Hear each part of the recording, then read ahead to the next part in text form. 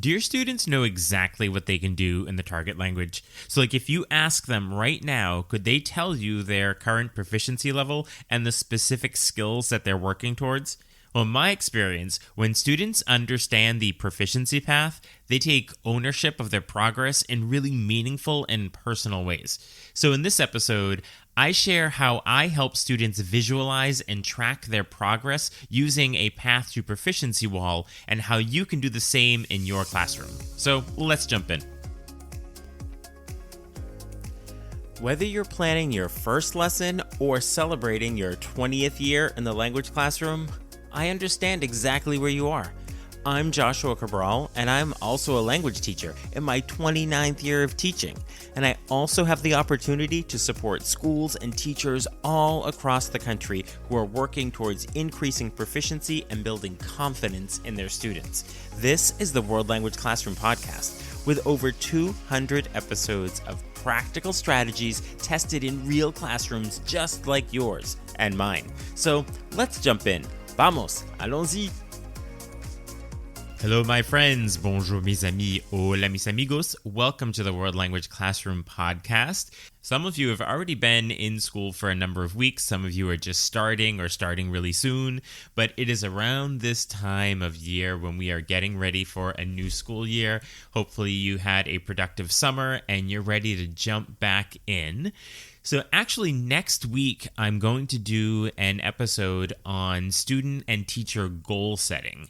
And what I realized as I was putting that episode together is that students truly have to understand proficiency to be able to set proficiency goals. And as I was putting that episode together, I realized I was mostly talking about students understanding proficiency. So what I decided to do is break it into two episodes. So for today, we are going to talk about how we can support students in understanding proficiency. And yes, they absolutely can understand it, and we're going to look at it in really meaningful ways. And then next week's episode is going to build on that and look at really having students create their own goals based on understanding their proficiency levels. So for today, we are going to see how we can empower our students by making the actual proficiency levels really visible and understandable and actionable for them in the classroom. And yes, even though it seems abstract sometimes and theoretical, they can truly understand them. So when this idea of the goal setting first started for me personally in my classroom over a decade ago, when I was really starting to look at proficiency and how students are going to create those goals, as students set those goals, they were just talking about work ethic and doing homework and participation in class. And I realized, okay, this is not their fault. This is my fault because I haven't really brought proficiency into the classroom to my students. I was very engrossed in it in my own work, but I wasn't bringing it to them. And when they were making goals that were just based on participation and doing homework and work ethic and not mentioning proficiency in their skills, I knew I had some work to do. So around that time, I was seeing in a lot of Facebook groups and Twitter at the time, it's X now, I saw a lot of teachers posting images of how they make the proficiency path visible in their classroom. So I got to work because there were so many different ways of looking at it. I really wanted to simplify it so that it was a student-friendly tool. So how do we break this down for students so that they truly understand what proficiency is? Now, the first thing is we're not going to use a lot of the jargon that we use as teachers. And I spent many years teaching in an elementary classroom beginning in first grade, and we did talk about proficiency. We just used 6-year-old language to do it. So you can break it down to the understanding and the appropriate level for students to understand it. It might look like 1 scoop of ice cream, 2 scoops of ice cream to say it's one word or it's a phrase rather than saying word or phrase, but there is a way of making it understandable to students when they're 6 years old. So definitely if you're in middle school and you're in high school or even college, you can definitely find ways to make this digestible and understandable for students. So it's not going to be that abstract. So yes, the concept of novice mid doesn't mean much to a 7th grader, but when you break down what it means, that's what they can understand. So the solution that I found to make this truly understandable and visible to students is this wall in my classroom, and it has the path to proficiency on it. And you may have seen these out there on the internet. This is one I created on my own that really takes up an entire bulletin board. So I have a lot of space for it. So you can do what you want in your classroom depending on what your space is. But rather than focusing on the jargon words of proficiency, I focused on text type and language function as the anchor. So that's what students are focusing on. So at the novice mid-level, what I have there are can-do statements. So it says, I can use single words and memorize chunks, and I can answer simple questions about myself. Then for intermediate low, for example, I can create strings of sentences on familiar topics, and I can ask and answer simple questions and follow-up questions. So you can see that I've focused on the text type and language functions without saying text type and language functions. I'm just using them in the can-do statement in a way that's understandable to students. So my suggestion, and what has worked well for me and for my students, is to keep those descriptions really short, plain language, and tied to real communication tasks. Now, when I was designing this wall, the layout is really simple, and you can see on my website I have a picture of it, so you can look at exactly what it looks like. You can actually download the whole path. It's in PDF, and you can do it in your own classroom and set it up however you'd like. But the path is horizontal, but it's going up, so it's like they're going up a mountain. And it starts with novice low on the left, and then it goes to intermediate high on the right. That's the level that my students would maybe be pushing for. This year, I'm teaching 4th, 5th, and 6th grade, so they're definitely not going to intermediate high. They're sort of in that realm of novice high to intermediate low, but as they go on into 7th and 8th grade in my school, they will definitely move into the intermediate mid, maybe by the 8th grade. But it is there so they can visually see what the entire thing looks like. So regardless of what level you're teaching, I do think it's important for students to see the beginning and then the progression so that they can see where they are specifically on the path. And this is going to be really important next week when we talk about goal setting. So for each level, I do a different color, so it's a really easy way for students to separate it visually and understand. And then I have the can-do examples right there with it, so they know that even though it says novice mid, when they see the can-do that includes the text type and the language function, then they know exactly what that is and what they're able to do there. And it doesn't really matter if they're using the jargon of proficiency. So just make sure that in your can-do statements that you include the text type, things like words, phrases, sentences, connected sentences, paragraphs. And then the functions, what are they doing with the language? They can describe, they can narrate, they can ask questions, they can express opinions. So those are really important to put in the can-do statements because it makes it really clear what they're able to do at that level or what their goal is to do if that's the next level. So once you have this up on the wall, and I have it with little arrows pointing to the next one so they can keep going up the mountain, I have them interact with the wall. It's not just there, it's there for them to use, for all of us to reference regularly. And so early on in the school year, I have students walk along the path, quote unquote, and to read the descriptions and to place themselves based on what they think they're able to do. And I'll have them share with a partner or in small groups and show what they're able to do and where they would put themselves on the path. And then we use it as an ongoing tracking tool. And next week when we look at goal setting, we'll look specifically at once they've placed themselves there, where do they go?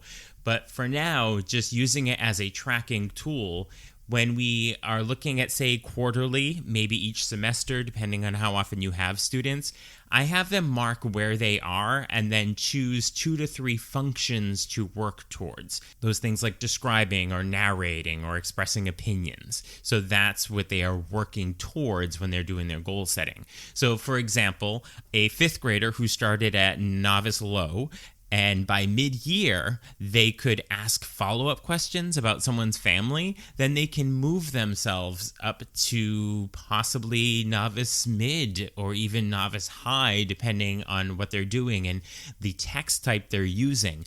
Are they just using memorized chunks, or are they using memorized chunks with some created language on it that's pushing it to novice high? So that'll be dependent on your students there, but it will show them in a really visual way when they are moving along that path to proficiency. And this allows for incorporating what I like to call level up celebrations, like having mini awards or some verbal recognition when students are moving up a level or a sub-level. So it's very beneficial for students to be a part of this conversation and to understand the proficiency, which they totally can. But I also want to point out how much it has changed my family conversations, the teacher-family connection. And I use it in report card comments. Now, this does require some family education as well, because they don't understand proficiency any more than the students are, because they likely were not in a classroom where it was used when they were in middle and high school or elementary school. So early on, or in the first report card comment of the year, I do a paragraph where I explain what the proficiency is so that they understand it, and then I reference it in subsequent comments throughout the year or in conversations with them. So they understand when I say novice high, what that means that they're able to do. What is that text type? What is that function? And it makes it really concrete for them and their students as well. And since I have this up in my classroom, this past year, I can just tell you the number of parents that when we were having our conferences, I would gesture to the wall and point something out about where their student was, and they were so enthralled and had so many questions about it, and then pointing out how they truly understand now what this process is and what their students are able to do. And it's not just, oh, they speak well, or their listening is getting better, or they're writing with more accuracy. Like, that is not very clear. It's not very concrete. But when they looked at this proficiency wall and we could talk about their students' progress, their child's progress, based on the concrete evidence on the path, they just didn't want to end the conferences. They wanted to keep asking questions and seeing, oh, now I understand how I could be supporting her or what she's actually able to do. So it has made those conversations so much more productive. And then it also helps us as teachers to move away from just focusing on grades as the measurement and really truly what students are able to do. And so when you can say to a family that your child can now speak in full sentences about past events, and now they're going to work on adding more detail and transitions, again, they truly understand what that means. So when I finally got to that place where I was able to say to myself, my students truly understand proficiency and it is useful for them to understand, it was this one day when I assigned a homework assignment. It was a writing assignment. And I just gave the task. I don't even remember what it was, but it was based on something we had talked about or watched a video in class. And so they were going to write about it as a homework assignment. And a student, she raised her hand and she said, not the typical, do we have to write in complete sentences and how many sentences? But she asked, should we be writing this in novice high or intermediate low? And that meant, should we just be using like I liked, I didn't like, I prefer, or should they be talking about what people did in the story, how they did it, when they did it, how those details work into it? Because that would be very different. Because if I said, yes, do it as novice high, they would keep to that memorized language. But when I say, no, this assignment is something where you really want to push for that intermediate low, and then they look at the proficiency wall and they see what that means, and that means that they need to be creating with language. And then when you give the feedback, and then when you use a rubric and you are giving a grade for it, it makes it really clear. So when you say the goal was intermediate low, and then when you put on the rubric that they got a lower score because it was mostly novice high with a lot of just memorized phrases and not a language creation process for them, then it's very concrete for them. And you say, so now going forward, as you do a rewrite or the next time you do this, When we say intermediate low, make sure you understand what that means. And when they truly understand that, they will push themselves to write at that level. So if you would like to see the example of what my path to Proficiency Wall looks like, you can see it on my blog. So it's at wlclassroom.com/proficiencypath. So wlclassroom.com/proficiencypath.